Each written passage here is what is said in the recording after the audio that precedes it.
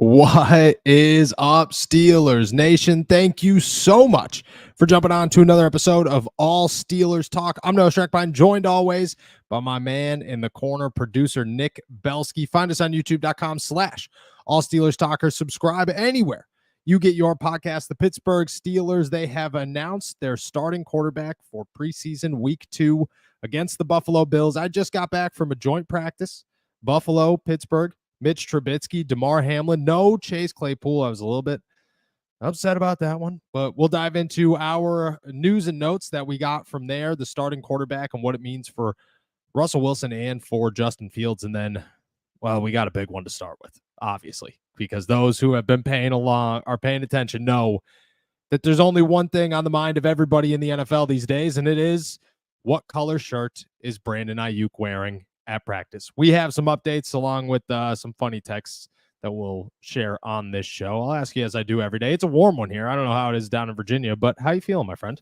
I'm feeling good. It's actually kind of cooler down here, which is a difference. I mean, 87 is cooler down here.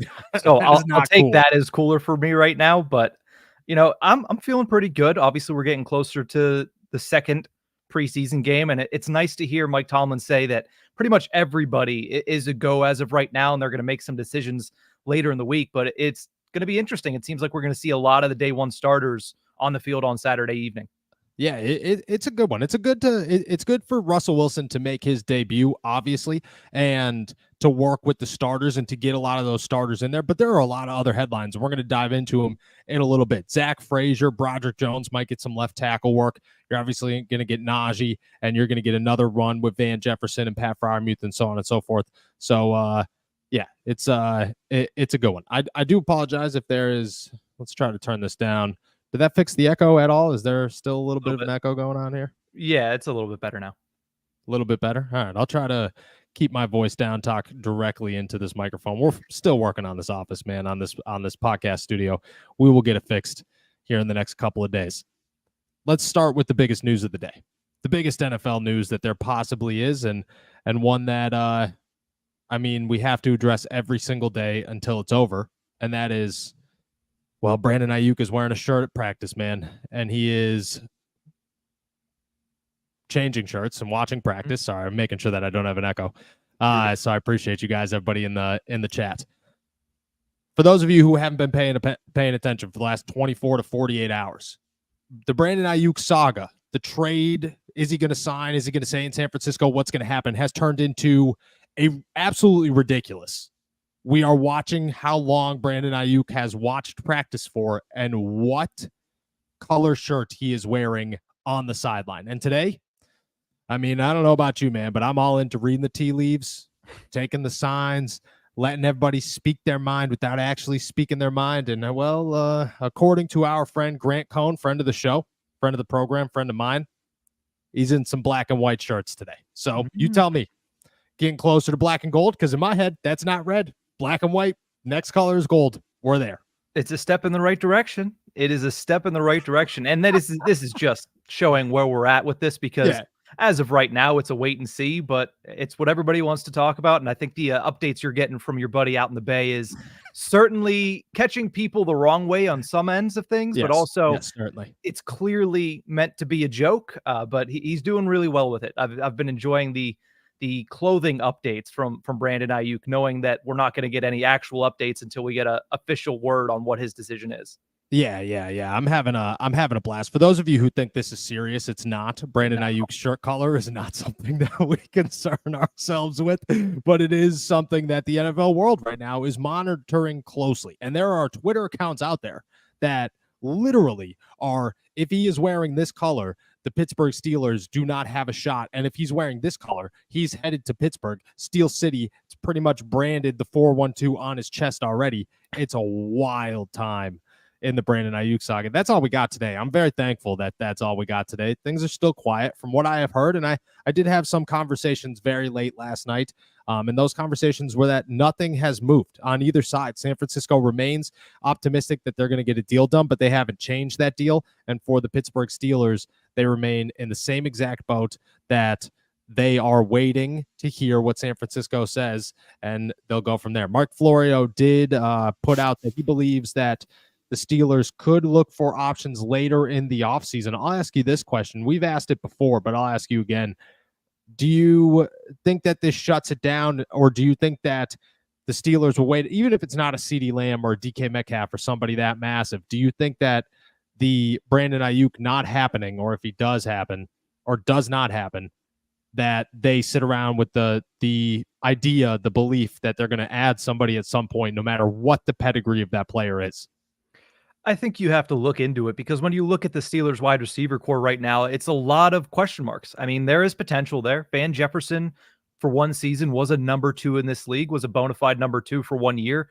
Can he replicate that? That's a huge question mark for the Steelers. They would love it if he did, so they don't have to go out and pay a guy $30 million to be able to get them that kind of production this season. But at the same time, I think that they're always going to look to improve their unit, and it's going to be up until the trade deadline. If they don't get Brandon Aiyuk before the season starts, if he ends up re-signing with the 49ers, I think they're always going to keep their eyes out for improvements around the roster. That's not even just the wide receiver position.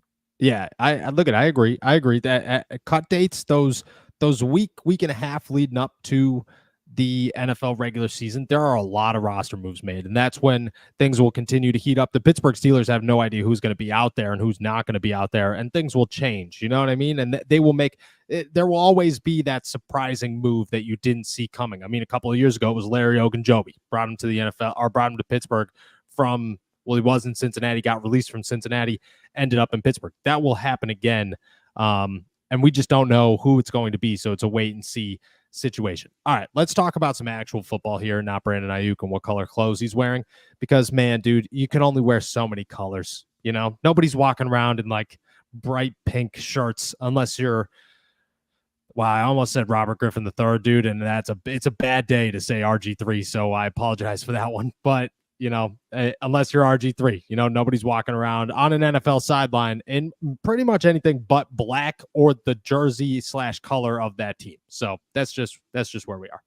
Russell Wilson has been named the starting quarterback for the Pittsburgh Steelers in their second preseason game against the Buffalo Bills. I got plenty of thoughts on this, including what I want to see out of Russ and what I believe this does for the Steelers quarterback competition. But I'll ask you first, what are you looking for in Russ this weekend? You got a checklist, or you got anything that you want to see out of the Steelers' presumed starting quarterback?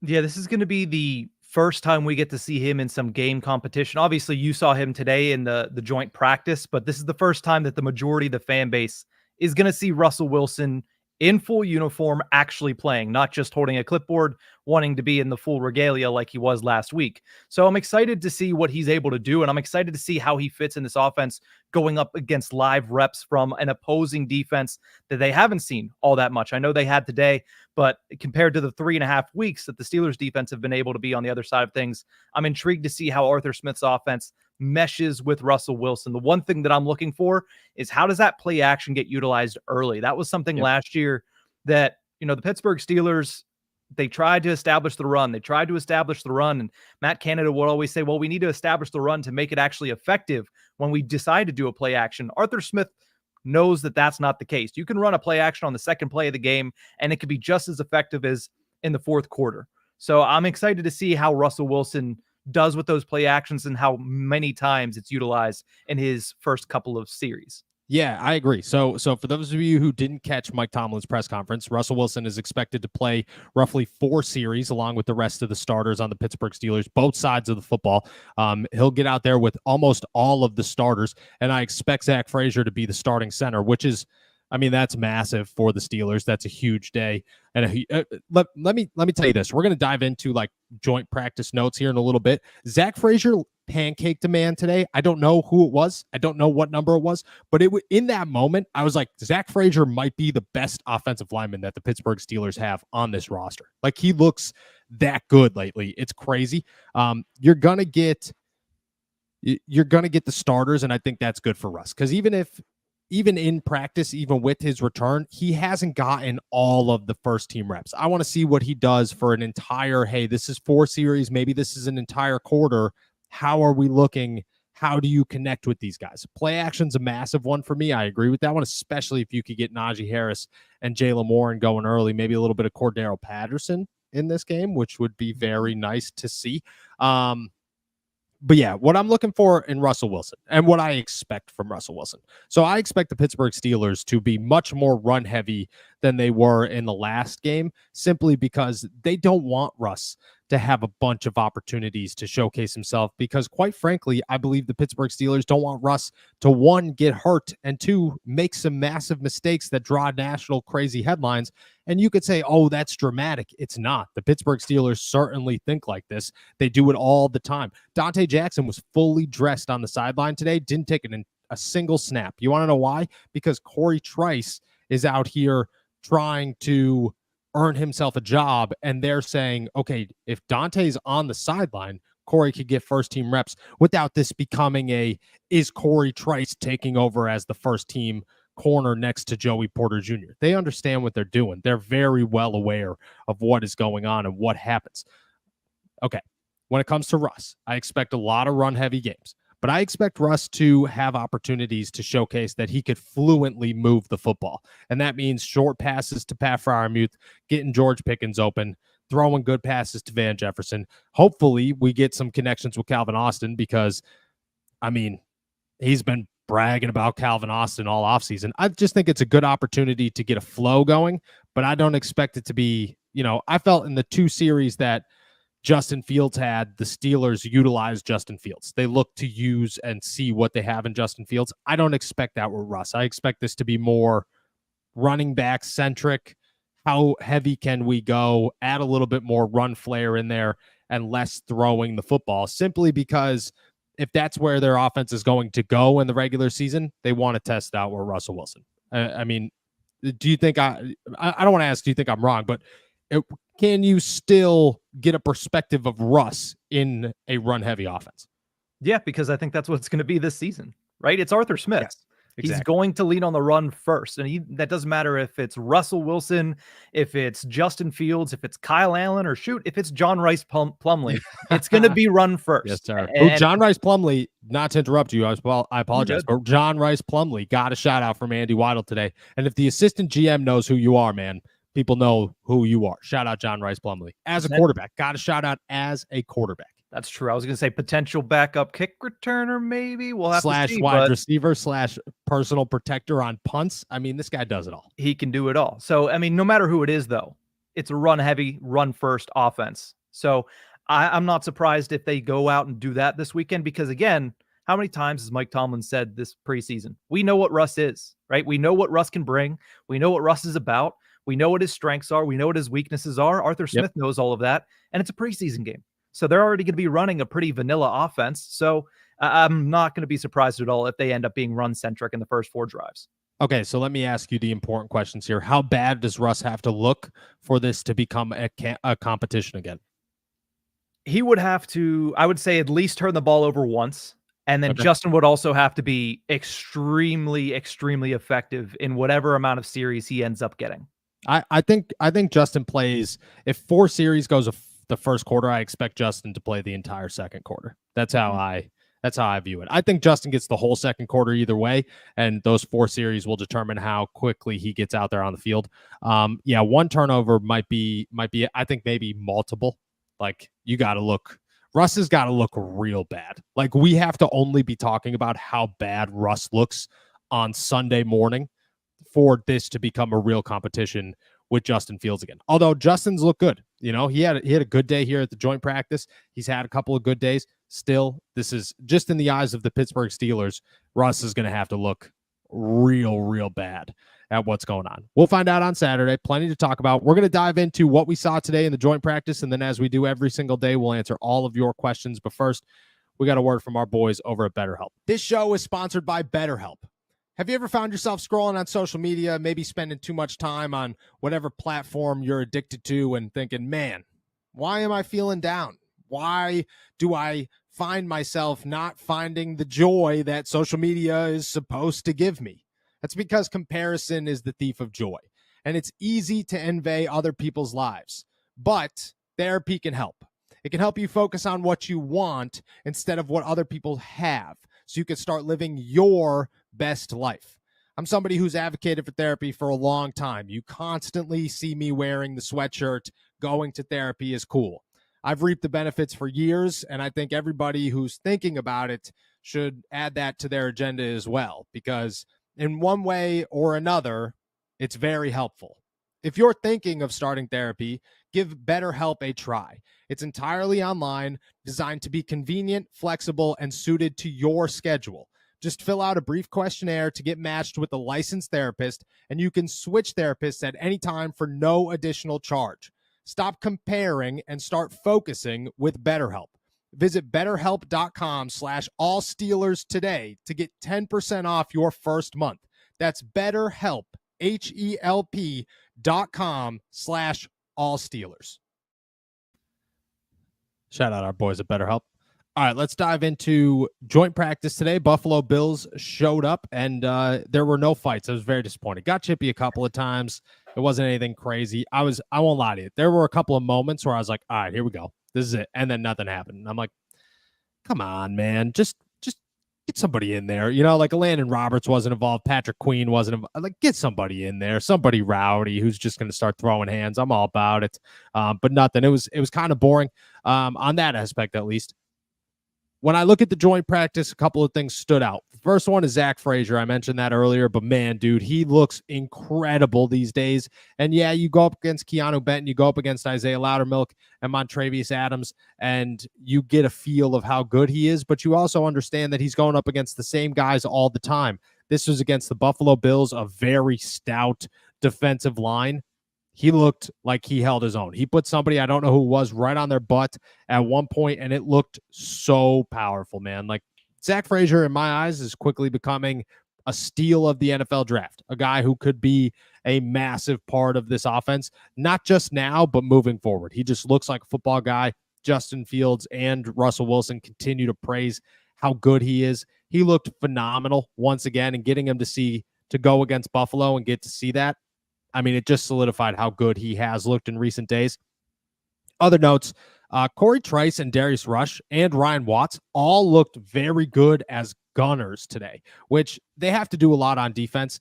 Special teams is not going to be the only reason that they succeed in the NFL or make the 53-man roster, but all three of them got everybody riled up on the sideline. All three of them were making plays on special teams. In my eyes, that opens a door for a roster spot. Like, that's what you want to see. Darius Rush especially.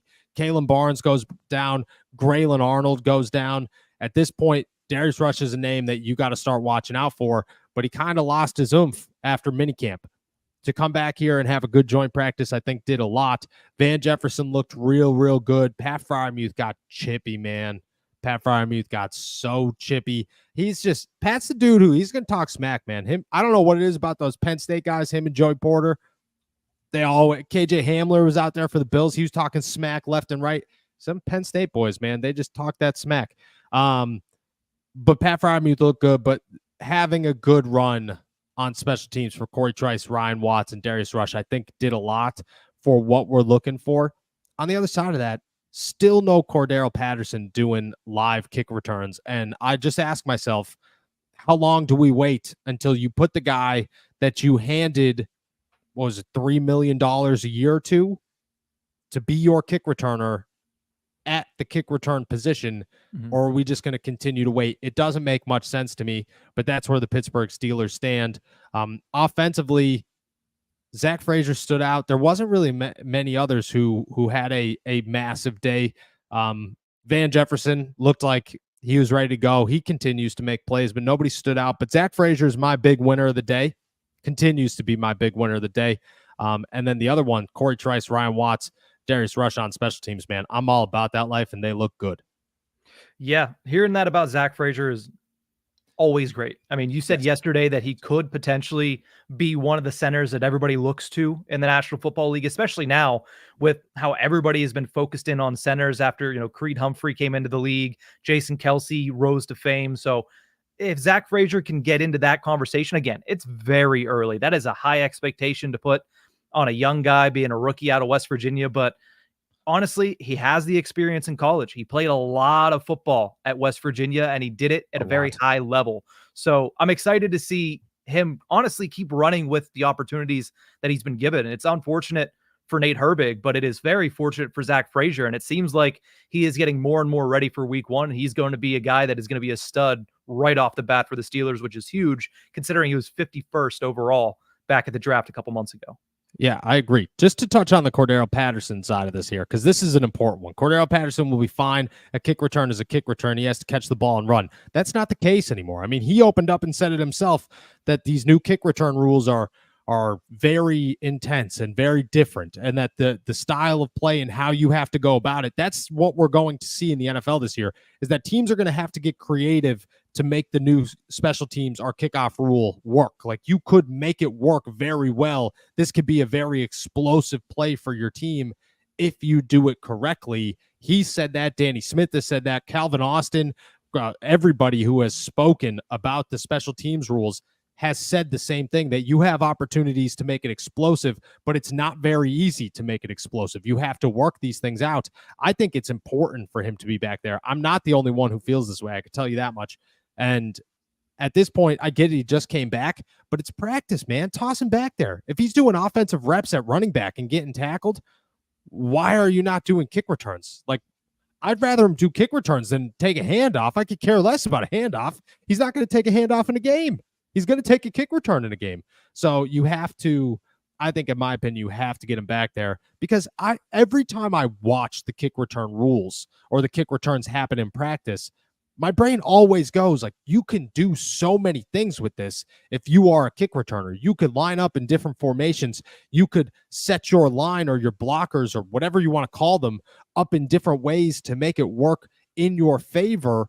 But you have to practice these things. And I think right now, not having him out there, just a bit surprising. You know, I mean, I'm concerned, but I've been concerned the entire time. When you didn't show up in shape and then you dealt with injuries, that's concerning. To be here, I'm a bit more concerned, but I'm just curious as to why it's not happening and when we're actually going to see Cordero Patterson back there. I don't know. It doesn't make a ton of sense to me, but again, we will see. When it comes to Zach Frazier, man, I agree.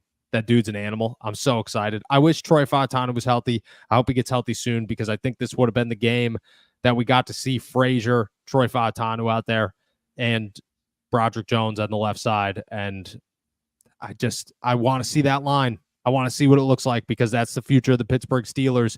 Everybody keeps saying it. Andy Weidel said it today. I would like to see it go down. Those are my thoughts in joint practice. It was a good one. Shout out to Buffalo. Got to say hi to Mitch Trubisky today, which is a good one. DeMar Hamlin came home, obviously. And it was a good battle between Justin Fields and KJ Hamler for who has the better hair. And KJ might have got it, man. He might have got it. But with that said, we're going to answer all your guys' questions as we do every single day. So if you have more of them, please toss them in the chat. We'll dive through all of them before we head out of here. What do we got? Let's start with Vibin' with the Dogs, who asks, when is this Brandon Aiyuk talk going to be over?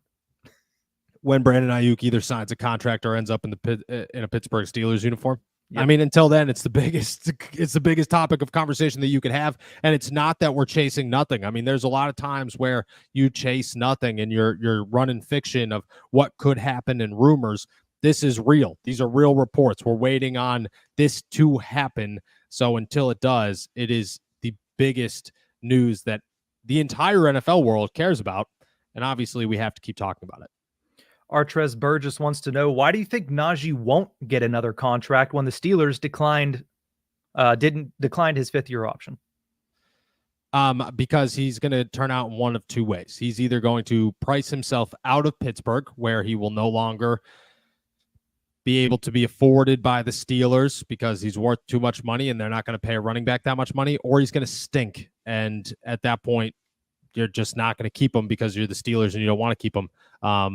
But I mean, I agree. Like, I like Najee Harris, and I think everybody who's sitting around saying Najee is worth another contract, I thought he was worth the fifth-year option. I don't think he's worth a long-term deal, but that's why he will not be in Pittsburgh after this season. Let's go to AJ Silva, who asks, if the Steelers don't get Aiyuk, is Van Jefferson capable of being a true number two to George Pickens? I think what I've seen from Van Jefferson in training camp and in OTAs and everything says yes. Even in the preseason opener, I thought he looked good. But that being said, there's a reason he ended up in Pittsburgh on a one-year deal and nobody else wanted him. So I don't know. Like, I'd be guessing. I'd 100% be guessing. I'm impressed and I like what I've seen out of him, but there are reasons that he hasn't succeeded in the NFL, and you have to remember those reasons. You can't convince yourself that they're not there. So I don't know. It's a wait and see situation, but I do like what I've seen out of him. Let's go to Rel's question next. Appreciate you as always. He asks, who did better with the first team, Russ or Justin Fields today? I would say Justin. I would say Justin looked better. Russ had a couple of just like, cop out throws where he just launched it deep into double coverage for zero reason, where you could have extended the play or found a check down or something. One of them was to Scotty Miller in double coverage in the end zone. I don't like those odds anytime, but that's where they are. So I would say Justin Fields walked away the winner today in my eyes. Let's follow that up with Zach Johnson. Appreciate you as well. Says Dylan Cook was a quarterback in high school. I have video of him tossing touchdowns. That's awesome. That is awesome. Send him my way, dude. Slide him in the DMs or something. I'll show him to him in practice. That's funny, actually. I knew he was a quarterback in high school. He was a quarterback when he started his college career, actually turned into an offensive tackle. The Pittsburgh Steelers like that kid. I wouldn't be surprised if he makes the 53-man roster for a second season. Let's go over to Alexander's question, which is, why can't the Steelers just put a deadline for San Francisco to work this out? They can't be waiting forever. Maybe they should call Seattle to inquire about DK Metcalf. I know that there's a lot of DK. I hope that DK is out there, blah, blah, blah. DK is not available. That doesn't make any sense for Seattle to trade DK Metcalf. That was just a wild rumor that started that just caught fire, and it just doesn't make any sense. Like, there's no point in Seattle trading DK Metcalf. They don't need cap space. They have a quarterback. There's zero reason to make that happen. DK is not on the table for the Steelers, from my understanding. When it comes to a deadline for San Francisco, I mean, what happens when that deadline passes? That's kind of where we stand. Is if that deadline passes, are you just moving on? What if he was available the next day? I don't think the Steelers are in a situation to say at this point we're walking away, even if it's not really in their favor. I would like for it to have a deadline, but that's really tough to call John Lynch and say, hey, if nothing happens by this date, we're pulling out. And then nothing happens on this date. And then a week later, Aiyuk doesn't sign. What happens then? Do you call him back? Do they call you? You have to restart this entire thing all over again. We would just be back to square one. Let's go over to Steven's question next. He asks, what do you think will happen rep-wise in the final preseason game if Russ bombs this weekend and Fields shines? I think both of them will play even snaps with the starters. It would be Russ probably getting the first shot, 2 series, Justin getting 2 series. That's what I would expect. Nothing more than that. They don't want to risk injury. It's pretty much a walk through that third preseason game. There's not really much going on. But I would imagine that they test him out at least and see what would happen. I think Russ would really, really, really have to look bad for Justin to get a real opportunity to be the guy. Jeff Cole wants to know, is the offensive line starting to get reps together to gel before game 1? I read reports that the Bills stuffed the run today. I don't know. I mean, everybody's got their own reports. It's really hard. The Bills' defensive line looks good. Don't get me wrong. And there were a lot of times where the Bills definitely won some running plays. But it's also, I don't know, like, it's hard to judge practice. In the words of a good mentor of mine, I don't take notes until the games count, because this doesn't count. And it's very true. Like, those guys are not always going the hardest. They don't always make the sacrifices in practice because they have to make business decisions at that time. It's really hard to judge a practice and say, like, the offensive line aspect of it either looked really bad or really good as a whole, because you're guessing 5 guys win 110% on that play like they would in a game. And that's just not always the case. That being said, the offensive line looks good. Zach Frazier's out there, which is good. Broderick Jones and Troy Fautanu have not made the switch to left and right tackle, but we're waiting on Troy to return. Let's go over to Marlon's question next. He says, any chance that we use this as Justin's teaching year and move forward with him next year? I've seen the improvements, and I think it's at least interesting. It is interesting, and I think it's an option. If I had to guess, the most likely outcome of the Steelers situation next year is they go with a different quarterback that isn't on the roster this year. But you never know. Justin could look good enough that they feel very confident in him and they believe that he could be the guy next year. But that comes down to a lot of factors, including the quarterback situation including the contract situation and what Justin's going to sign for or look for or etc. So I don't believe that that's the more likely outcome to happen, but I do think it's on the table. Vibing with the Dogs asks, do we know the extent of Nate Herbig's injury and who becomes the backup center if he misses time? I don't know the extent. I mean, Mike Tomlin didn't rule him out for Saturday, so that means that he's still on the table, probably a day-to-day situation. I don't even know what the injury is. When it comes to the backup center, that would be Spencer Anderson, who's the backup center as of right now, but James Daniels has experience there. Mason McCormick has experience there. They got guys who could play center. So you have a few backups that would work. Ian wants to know. Ryan McCollum as well. Ian wants to know, feel like Pat Freiermuth would benefit the most if an Aiyuk trade was to occur and no one is talking about it whatsoever. What are your thoughts? I do think Pat Freiermuth benefits a lot. I think all of those like third guys benefit a ton because defenses can't focus on everybody. And in multiple wide receiver sets, I mean, Pat Freiermuth, Darnell Washington, Michael Pruitt, they're going to benefit in that offense with 2 star wide receivers out there. Certainly. Pat's going to be a guy. Pat looks so good right now. He's benefiting from just being Pat Freiermuth. So I can only imagine when he's got less attention on him from a defense because of Brandon Aiyuk, and you're putting middle linebackers on him for some reason, or, smaller corners. It will benefit him a lot. I believe that Matt is the dude, man. Pat is the dude, excuse me. Pat's going to have a great year. Steven wants to know, with all of this Zach Frazier talk, is he capable of playing at a Marquise Pouncey level? I'm not comparing anybody to anybody in your rookie season. I just won't do it. I think that it's absurd to say that a guy, I don't like player comparisons. I don't like, hey, this guy is going to be the next this guy. It's just too early to tell. Sophomore slumps happen. I think year 3 is when you really find out who a guy is. Maybe year 4, depending on who that is. But Zach Frazier is going to be good, man. And he looks like the dude who's going to be here for a long time and looks very good playing the center position and is the key to the Steelers' offensive line moving forward. Charles Bronson asks, if this defense stays healthy, do you think they have 2008 to 2010 potential considering their depth and their talent level? Yeah, if everybody stays healthy, I believe that they do. Now they have to find a third corner. That's very important, and possibly a slot corner as well, because they lost Graylin Arnold today, and I don't believe that Beanie Bishop is the guy. I believe that you keep Beanie Bishop on the 53-man roster, but I don't think you start him. I don't believe that. I think he's regressed pretty significantly since earning that starting gig in the initial depth chart. But I believe that you sign a corner and then sign a veteran outside corner, or a nickelback and then a veteran outside corner, and your defense looks... I'm saying top 5 in the league, maybe better than that, comparing or depending on how they play and how healthy they could look. But yes, certainly. Jacob wants to know, over or under, Russell Wilson plays 10 games this season? I'd go over. If I had to guess, Russell plays every one of them. If I'm guessing, I think Russell Wilson plays every single game this season. Let's go over to Stephen A., who says, I always seem to stumble onto your live shows. What days or times do you go live so I can set my alarm? Yeah, we're still figuring that out. So during training camp, we moved it to the afternoon. We typically went live at 9:30 a.m. Monday through Friday.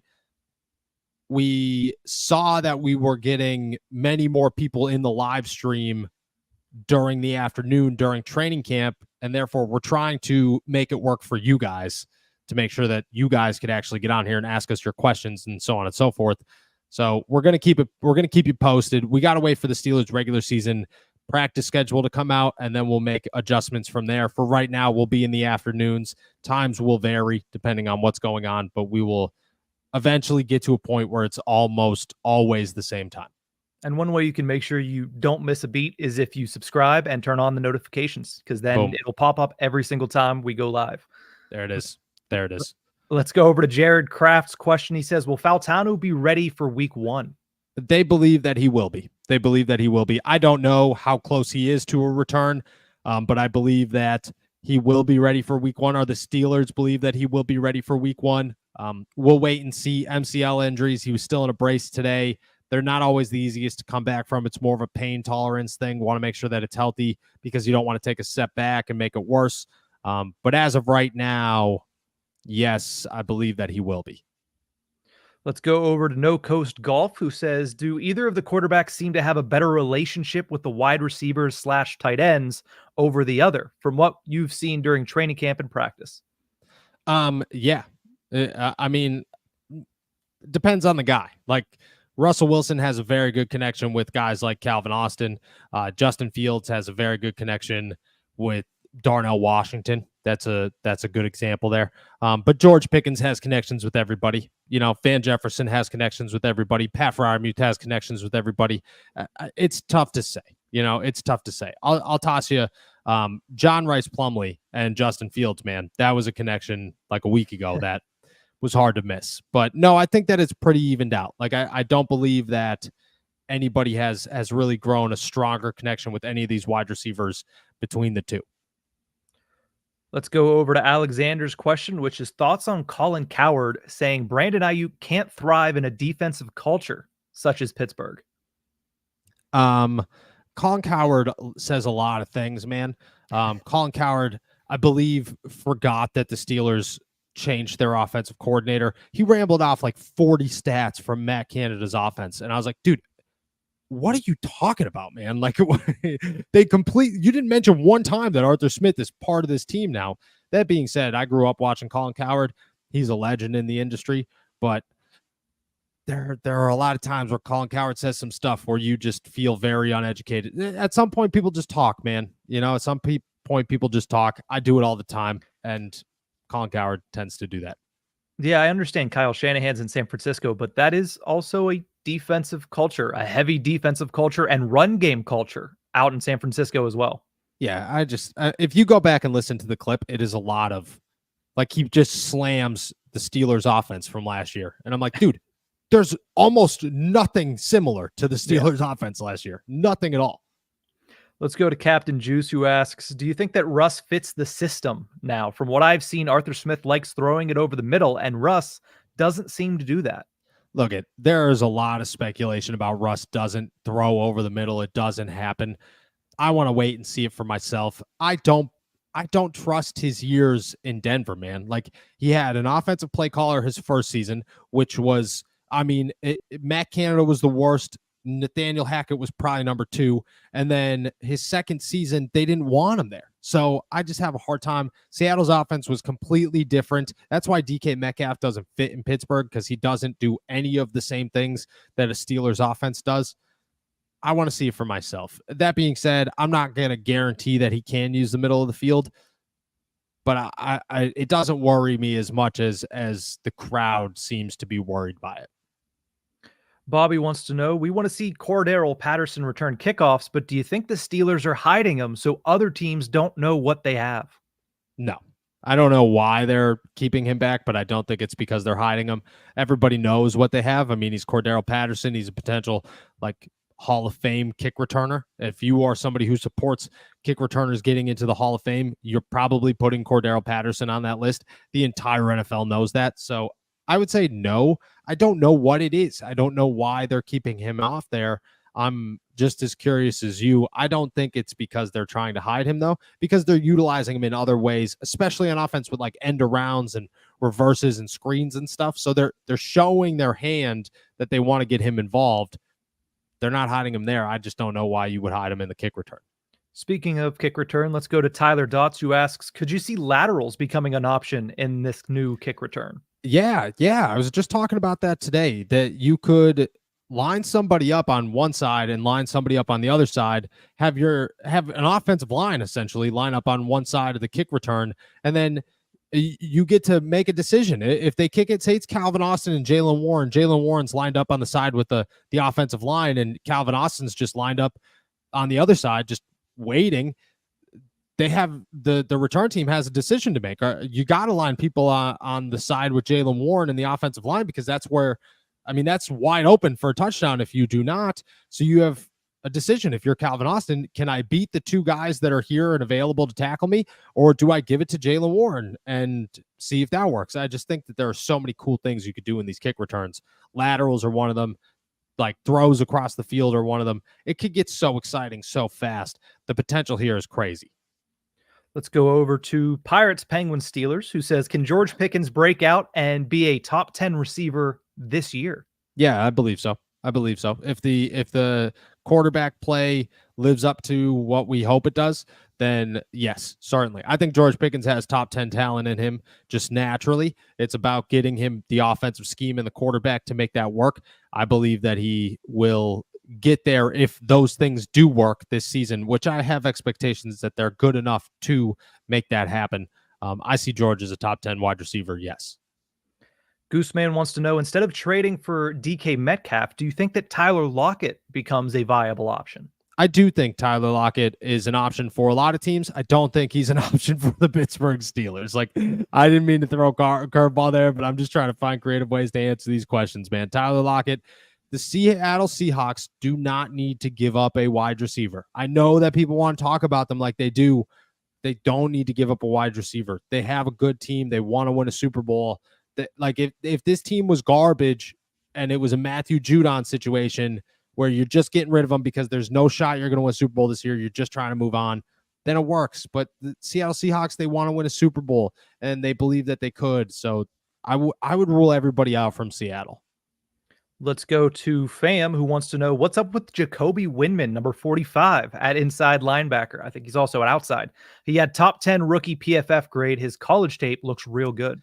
Dude, he was, if you go back and watch his college tape, which clearly you have, he's the best player on Michigan State for like 2 years. If he doesn't punch somebody in the face, a Michigan guy in the face the year prior, I think he's maybe a third or a fourth round draft pick. He looks very good. He's a sleeper, man. He's got to beat out Jeremiah Moon. He's got to beat out Kyron Johnston. I think he makes it on the outside, not the inside. But he's a name to watch. Like, he's so good. If he could play special teams, I think at worst case scenario, you sneak him onto the practice squad. At best case scenario, he climbs his way into the 53. Let's go over to Sean Ellis, who says, is Corey Davis an option for the Steelers? Former Arthur Smith wide receiver. I could see Corey Davis as an option. That's later, like right before the season. If they're not satisfied with what they have, just, go out and get somebody with an Arthur Smith connection that makes sense in Pittsburgh. Corey Davis does. He's fast and he's a good route runner. That's what the Steelers are looking for. I think Corey Davis makes sense in Pittsburgh, but again, not until right before the season starts. Until then, you're hunting for the big stuff. And when the big stuff falls through, you go for the little stuff. And I think Corey Davis is one of them. Pirates, Penguins, Steelers has another question asking, could you see Roman Wilson being this year's Tank Dell or Puka Nacua? No. That's high praise there. That's high. I don't want it to be like Roman Wilson can't be good, because he could be very good. But that bar is ridiculous. Like Tank Dell and Puka Nacua that's ridiculous. That's a ridiculously high bar. I don't think that he could be those guys. If he was those guys, that would be great for the Steelers. But I don't think there's a single wide receiver in the NFL draft that came out this year outside of Marvin Harrison, who I would put on that pedigree. And that would really be like, I get the Malik Neighbors hype. I get the Keon Coleman hype. I get all those guys. Marvin Harrison would be the only one that I'm like, you're guaranteed you're going to be a superstar right from the jump. Zero questions asked, everything around it. You could have me throwing you the football. You would make it work. The rest of them, like, I can't put a bar that high. Brandon asks, Pickens is set to be paid regardless, is what they say. What do you think that number looks like, and what kind of production do you think he'll need to have to be near the top of the market? I mean, he's got to have a breakout like crazy season this year. He's got to have 1,400 yards, 10 plus touchdowns. He's got to be a Pro Bowler, maybe an All-Pro. Like, George Pickens has to become George Pickens this year to make sure that next year he signs a massive deal. I saw the reports from Jerry. I don't know what that number is. That's the thing, is a year from now, what does the wide receiver market look like? Is everybody getting paid $30 million?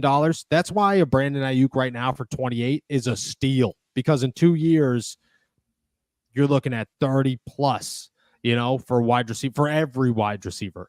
So I would guess that it's near the 30 million mark at least. But he's got to have a massive year this year before it gets there. DJ Thomas wants to know, if we don't get Brandon Aiyuk, do we spend that money on a cornerback or other positions that we might need? No, I mean, that's a lot of money to spend on those positions. I believe you could get a corner, maybe two corners for very cheap, $2-3 million a piece. And that's really all you need. You don't really need anybody else. I don't, maybe another wide receiver, but again, $2 million, depending on the guy, unless you make a trade and maybe it's a little bit more. But I don't think you're spending $30 million before the season. Captain Juice wants to know, if you guys had to pick the best defensive player the Steelers have ever had, who would it be and why? I mean, I think we both had the same answer here. I think everybody in the world has the same answer. It's Mean Joe Green, and it's because he's Mean Joe Green, and he was nasty, and there was nobody like him. I love talking to guys like Greg Wolfley he's always at the Steelers facility every day, and he eats lunch with us, and I talk to him constantly. And those days, at this point, you don't have those conversations as much because I had those conversations in the past, but I used to ask, like, dude, what was it like, when he was out? And he's like, it was just a different animal, man. Just a different animal. That's how a lot of those guys are. I mean, I've met Mean Joe Green. He still looks like he'd probably kill me. So yeah, definitely Mean Joe Green.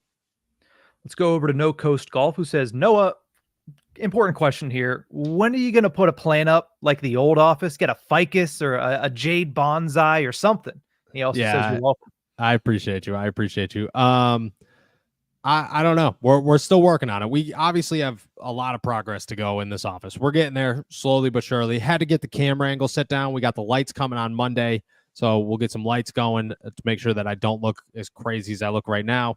And we'll get rid of this echo, and then we'll work on the decorating. I'm hoping by Monday we look good. It's still preseason in the office as well. We'll be good. Yeah. You'll be all right for week 1. That's what I'm saying. It's a slow roll. We'll get there eventually. Let's go over to William, who asks, was Juju let go? Would that mean we could pick him up for league minimum? Yeah. You could sign Juju for whatever you want. Whatever you want to agree with them on a deal for, that's what you could sign him for. I don't think Juju's getting money anywhere. So if I had to guess, if the Steelers do want him, $1 million, 1.5 maybe. But that's what you'd get him for. Yeah. Let's go to Marlon's question, asking, with the Falcons getting Judon, does it make the likelihood of starting Dan Moore at left tackle and Broderick at right tackle increase? No. The Steelers' plan remains the same, is that they want Troy to start at the right, Broderick to start on the left, but Troy's availability is going to play a role in that. But I don't think anybody from any other team, not on the offensive line, is going to decide any of those things. If they feel the most confident in Troy at right, Broderick at left, that's the way they're going to go about it. Speaking of the Falcons, Gooseman wants to know, with the Falcons signing Justin Simmons today, how big of a threat do they pose in week 1? I mean, the Falcons look good. They should not be a threat. They have a lot of talent, a ton of talent. That being said, I don't know. They weren't that good last season. Kirk Cousins, we'll see how good he is on his return to the NFL after an Achilles injury, and we'll see about a new coaching staff. So I have no idea. But they have a lot of talent. So if you ask me if this is a game that the Steelers could lose, I'd say, yeah, definitely. KDTV wants to know, do you think Russell should really be playing in the preseason with his calf not being 100%? Any reservations about it? No, I have no reservations. I think Russell should be playing in the preseason. I understand that this is not a real quarterback competition, but I also understand that I'm not willing to give Russell Wilson anything. Like, in my head, this should have been a real quarterback competition. It should have been Russell Wilson competing against Justin Fields. That was the Steelers' decision for it not to be. I'm making sure Russ is out there if I'm the Steelers. But again, they have different thoughts than I do, but I'm putting Russ out there. Yeah. Let's go to Daniel's question, asking, with all the young players we've acquired in the last 2 years, why not start Justin Fields and build on something with a younger core? I mean, because you're trying to win a Super Bowl. That's exactly why. You could care less about the future when the Super Bowl window is open right now. Like, that at the end, that's exactly what it is. Like, the Steelers have an opportunity to be a Super Bowl contender this season, and they're not focused on literally anything but this season, and they'll focus on the rest next year. But you're trying to win a Super Bowl. That's why you're not trying to build for the future. You're just trying to win a Super Bowl. Jacob asks, do you think Alex Highsmith is going to take a huge leap this year? Yeah, I mean, I think Alex Highsmith is already a stud. I think he's already a star. I don't think Alex Highsmith is like in the making, but I do think that he takes another step forward this season. I thought Alex Highsmith looked better last year than he did the year before that, and his stat numbers were better the year before that. But he looked very good on film last season. He looks even better this year. I mean, like Alex Highsmith in my eyes is already in 10 years when he's not with the Steelers anymore, or whatever, 20 years when we're talking about the great Steelers defense that was TJ Watt and Cam Hayward and Minka Fitzpatrick, people will bring up, Alex Highsmith was a sleeper on that defense. That's how good he is. Let's finish it off with this one. Alejandro asks, is 12-5 a possible record for the Steelers this year? I mean, why not?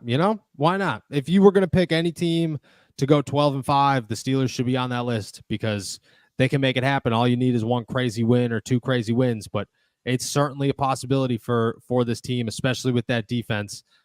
Quarterback play comes out and Russell Wilson or Justin Fields look good.